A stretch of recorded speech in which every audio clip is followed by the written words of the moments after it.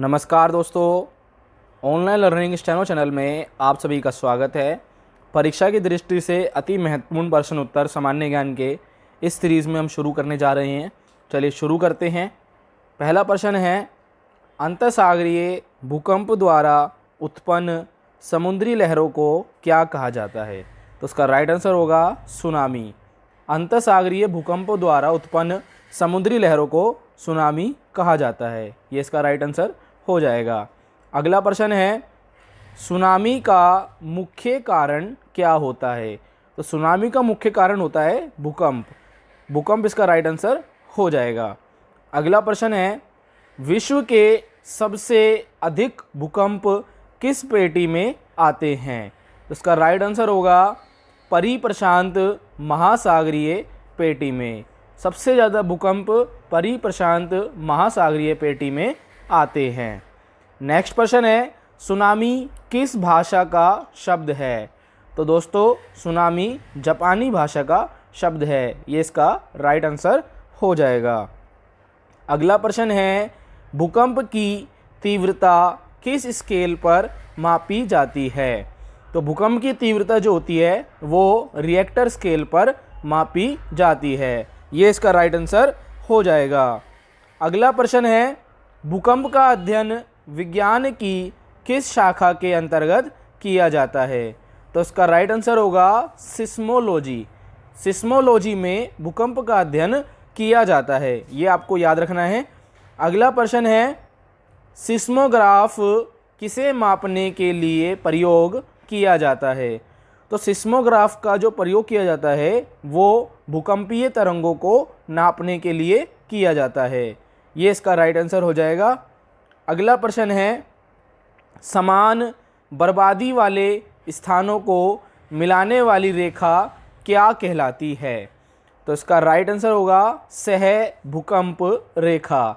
समान बर्बादी वाले स्थानों को मिलाने वाली रेखा को सह भूकंप रेखा कहा जाता है। अगला प्रश्न है, प्रशांत महासागर के 68% भूकंप क्षेत्र को क्या कहा जाता है?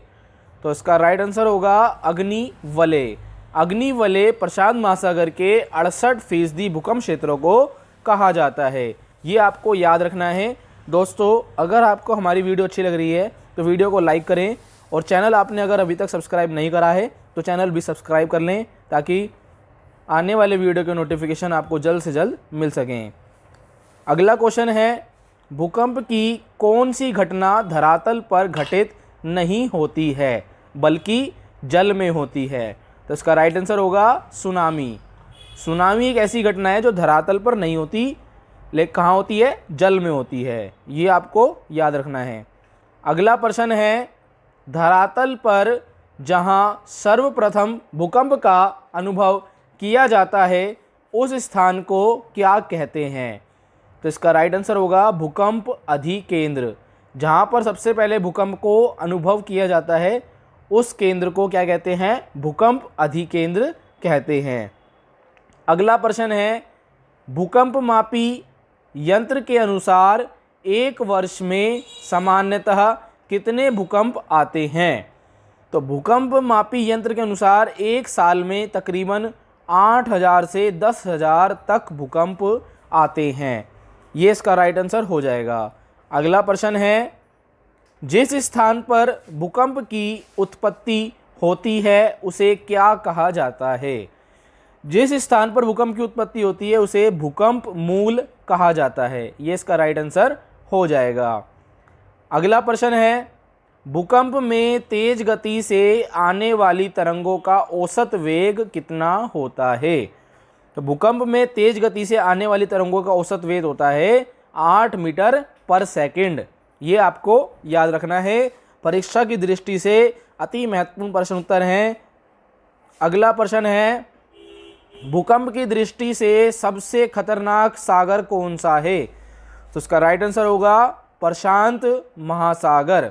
प्रशांत महासागर भूकंप की दृष्टि से सबसे खतरनाक सागर है। अगला प्रश्न है, रिएक्टर पैमाने के अतिरिक्त अन्य किस पैमाने पर भूकंप की तीव्रता मापी जाती है? तो रिएक्टर पैमाने के अलावा अन्य पैमाने यानी मरकेली पैमाने पर भूकंप की तीव्रता मापी जा सकती है। तो ये इसका राइट आंसर हो जाएगा। अगला प्रश्न है, धरातलीय भूकंप में तरंगे किसके आकार की होती हैं? तो धरातलीय भूकंप में तरंगे एल के आकार की होती हैं। ये इसका राइट आंसर हो जाएगा। अगला क्वेश्चन है, भक्ति आंदोलन के प्रतिपादक कौन थे? भक्ति आंदोलन के प्रतिपादक थे रामानुजन आचार्य। ये इसका राइट आंसर हो जाएगा। अगला प्रश्न है, पंजाब में भक्ति आंदोलन के जनक कौन थे? पंजाब में भक्ति आंदोलन के जनक गुरु नानक देव जी थे। ये इसका राइट आंसर हो जाएगा।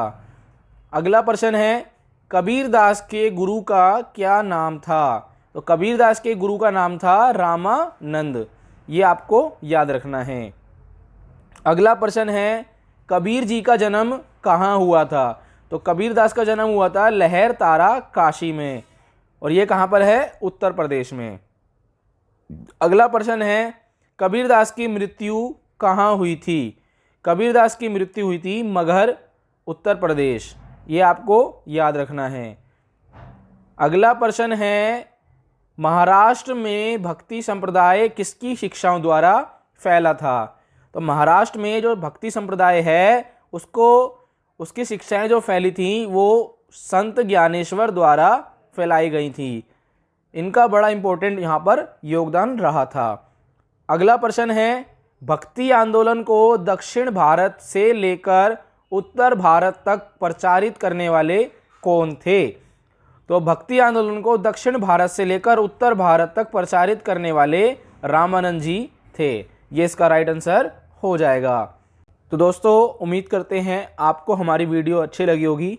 अगर आप चैनल पर नए हैं तो चैनल को सब्सक्राइब करना ना भूलें और वीडियो को लाइक कर लें, चैनल को सब्सक्राइब कर लें। धन्यवाद। मिलते हैं अगली वीडियो में।